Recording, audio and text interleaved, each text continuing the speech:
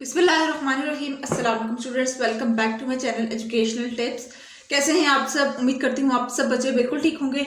तो बच्चों, आज मैं आपके साथ शेयर करने जा रही हूँ यूनिट नंबर 1 और यूनिट नंबर 1 की आज मैं आपके साथ एक्सरसाइज का सोल्यूशन शेयर करूंगी। तो आप सब बच्चे अपना पेज नंबर ओपन कर लीजिए, पेज नंबर 22। पेज नंबर 22 पे आ जाइए। तो सबसे पहले हमारे पास है जी मल्टीपल चॉइस क्वेश्चन।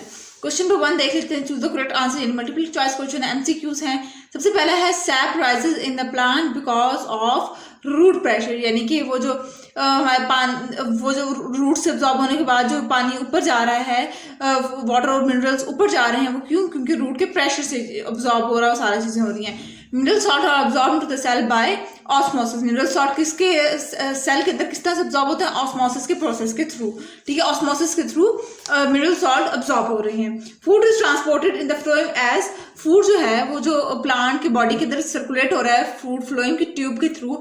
ठीक है, उसके वो फूड किस फॉर्म में? ग्लूकोज की फॉर्म में हमारे प्लांट की बॉडी के अंदर ट्रैवल करता है। ठीक है, उसके बाद फिर आ जाते हैं the movement of particle from a region of higher concentration of to the region of a low concentration, यानी कि वो जो फूड है वो जो प्लांट ने एब्जॉर्ब किया सनलाइट से, और वो एक हायर कंसंट्रेशन लीफ से रूट्स की तरफ जाता है फूड।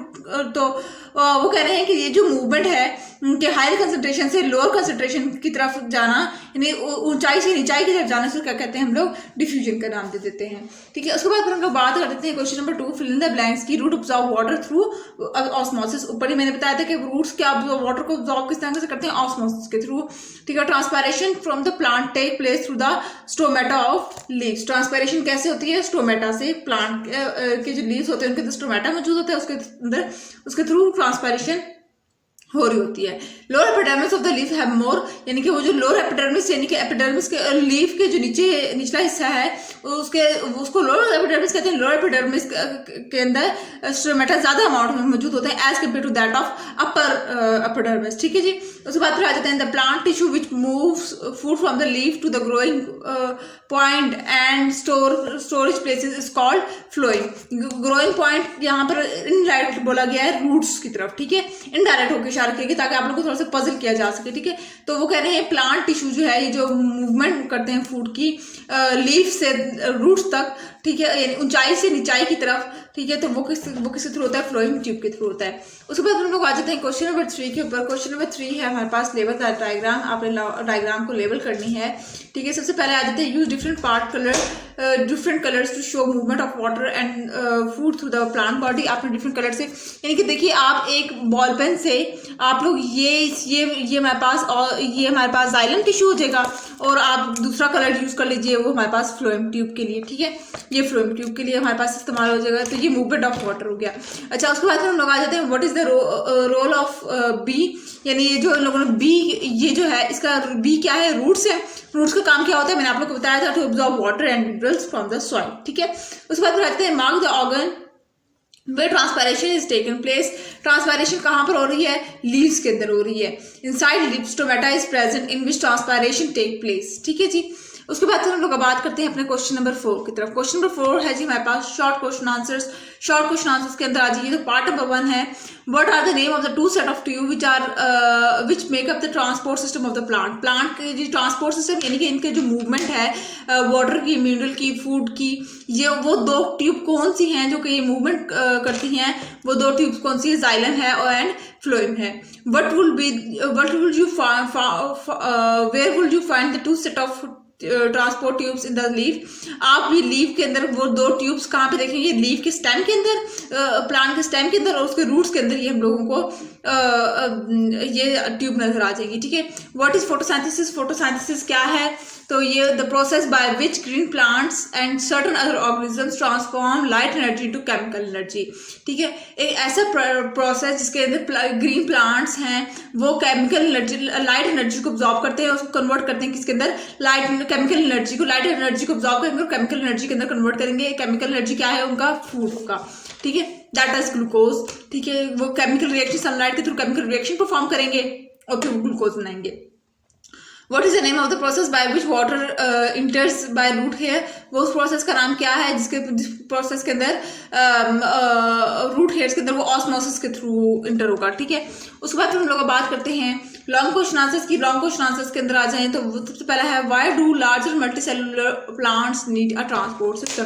क्यों ये जो बड़े बड़े प्लांट्स हैं इनको ट्रांसपोर्ट सिस्टम की क्यों जरूरत पड़ती है, इनको जाइलम और फ्लोएम की जरूरत क्यों पड़ती है। ठीक है, तो इसका आंसर है जी multicellular organisms need to provide every cell with oxygen, water and nutrients, and to do this they need a transport system because diffusion will be too slow. Transport in both plants and animals is by a system of specialized tubes. अब वो कह रहे हैं कि multicellular organisms से है ना ये, क्योंकि इनकी बॉडी काफ़ी बड़ी होती है और इनके हर सेल के अंदर ऑक्सीजन जाना चाहिए, वाटर जाना चाहिए और न्यूट्रिएंट चाहिए जाना चाहिए। अब अगर इसको हम लोग इंडिविजुअली मतलब एक ही यकमुश्त में फ्लो करवाएं तो वो प्रोसेस बहुत स्लो हो जाएगा। इस वजह से हम लोग क्या करते हैं, ट्यूब्स का इस्तेमाल किया गया है ताकि क्या इनकी बॉडी के अंदर डिफ्यूजन का प्रोसेस जो है वो थोड़ा सा स्पीड अप हो, ठीक है, तेजी के साथ हो। अच्छा, उसके बाद फिर हम लोग बात करते हैं अपने क्वेश्चन नंबर 2 की। Which set of tubes carries water and dissolve mineral in plants, describe how it does it. आपने बताना है कि वो कौन सा ट्यूब है प्लांट के अंदर जो वाटर और डिसॉल्व मिनरल को ट्रांसपोर्ट करती है और आपने बताना है वो किस तरह से कर रही है। तो इसका आंसर है जी ये पेज नंबर, आप सब अपना पेज नंबर ओपन कर लीजिए, पेज नंबर 12।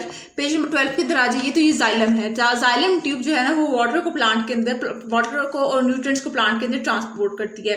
उसके बाद ये देख लीजिए, xylem carries water and dissolve minerals from the soil to all part of the plant. Xylem consists of long, empty, dead cells which form long tubes called vessels. The process of water movement through a plant is called transpiration. ठीक हो गया। अब आ जाते हैं ये वाला आपका question number, long question number 2 का आंसर है। उसके बाद फिर हम लोग बात करते हैं क्वेश्चन नंबर 3 की। Which set of vessel carries food? Describe how it does it. यानी कि वो कौन सी ट्यूब है जो कि फूड ट्रांसपोर्ट कर रही है प्लांट की बॉडी के अंदर, वो कौन सी है, फ्लोएम है।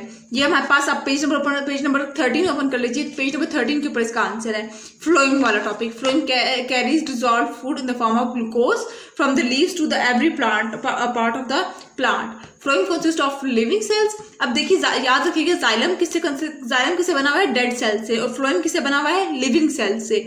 ठीक है, जाइलम की जो प्रोसेस है, जो वाटर मूवमेंट का जो प्रोसेस है उसको कहते हैं ट्रांसपायरेशन, और फ्लोएम का जो प्रोसेस है जिसके अंदर वो फूड को ट्रांसपोर्ट कर रहा है, that is term as translocation. The leaves are separated by tiny holes like a sieves.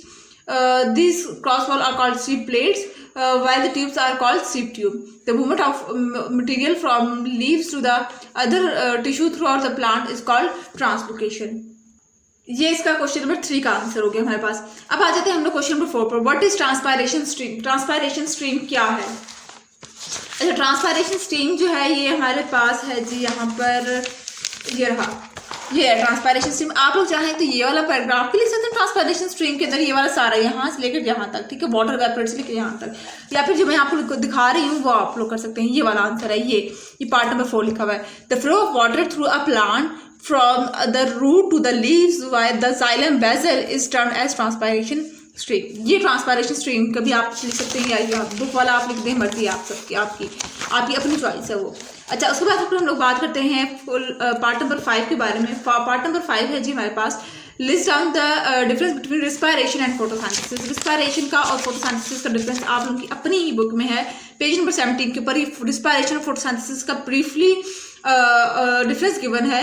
इसमें से आप लोग चाहें तो कोई से 5 कर लें, 1 2 3 4 5 6 हैं, कोई से 5 कर लें, कोई से 5 कर लें तो वो इनफ होगा आप लोगों के लिए, ठीक है। अच्छा, ये वाले जो है ना ये कॉमन पॉइंट्स है, ये वाले याद ना कीजिएगा, सिर्फ और सिर्फ ये वाले कर ली, ये वाले और ये वाले। डिफरेंस का मतलब ही लाइन लगा के एक तरफ फोटोसिंथेसिस हो जाएगी, एक तरफ रिस्पायरेशन हो जाएगी, ठीक है। तो ये आप लोग कर लीजिए। अगर आप लोगों को नहीं समझ आया हुआ ये वाला फोटोसिंथेसिस और रिस्पायरेशन का, तो आप लोग मेरे चैनल पर विजिट कर सकते हैं, वहाँ पे आप लोगों को ये वाला जो लेक्चर है मैं ब्रीफली डिस्क्राइब कर चुकी हूँ, वहाँ से आप लोग देख लीजिएगा, ठीक है। अच्छा, पार्ट नंबर 6 पे आ जाते हैं। What kind of climate and weather condition do you think will produce a high rate of transpiration, explain your reason. अब आप वो कह रहे हैं कि आप क्या समझते हैं कि कौन सा ऐसा सिस्टम है, कौन सा ऐसा क्लाइमेट होगा या वेदर है जिसके अंदर हमारे पास जो ट्रांसपायरेशन है ना वो ज़्यादा अमाउंट में होगी, ठीक है, उसका प्रोसेस स्पीड अप हो जाएगा। और क्यों स्पीड अप होगा उसको बताना है। Plant respire more rapidly at high temperature because water evaporates more rapidly as temperature rises. जब जैसे जैसे हमारे पास टेम्परेचर ज़्यादा हाई होता चले जाएगा, वैसे वैसे हमारे पास ट्रांसपायरेशन का प्रोसेस जो है वो स्पीडअप होता जाएगा। क्यों? क्योंकि उसके अंदर क्योंकि जैसे जैसे ज़्यादा टेम्परेचर होगा तो वो इवेपोरेशन रेट, यानी अभी बुखारात वाटर वेपर्स ज़्यादा जल्दी बनेंगे, उस वजह से हमारे पास ट्रांसपायरेशन का अमल तेज हो जाएगा। अच्छा, उसके बाद फिर हम लोग आ जाते हैं पार्ट नंबर 7 पर। What do you think the rate of transpiration is? Why do you think the rate of transpiration is greatly reduced at night time? आप इसकी क्या वजह बयान करेंगे कि ट्रांसपायरेशन का रेट रात को ट्रांसपायरेशन का प्रोसेस क्यों स्लो हो जाता है? Light has a direct influence on the opening and closing of stomata. At night there is no sunlight, so the process of photosynthesis stop and the rate of transpiration decreases. देखिए रात को तो photosynthesis का plant के अंदर अमल नहीं हो रहा होगा ना, फोटोसिंथेसिस के अंदर तो डायरेक्ट सनलाइट इन्वॉल्व है, ठीक है। अब फोटोसिंथेसिस का अमल नहीं हो रहा होगा, जब फोटोसिंथेसिस का अमल नहीं हो रहा होगा तो ट्रांसपायरेशन का प्रोसेस स्लो डाउन हो जाएगा। केमिकल रिएक्शन प्लांट के अंदर इतने ज्यादा जल्दी नहीं हो रहे होंगे, उसका स्टोमेटा भी क्लोज होंगे, पार्शली क्लोज हो चुके होंगे, ठीक है। अच्छा, उसके बाद आ जाते हैं explain translocation with the help of a diagram.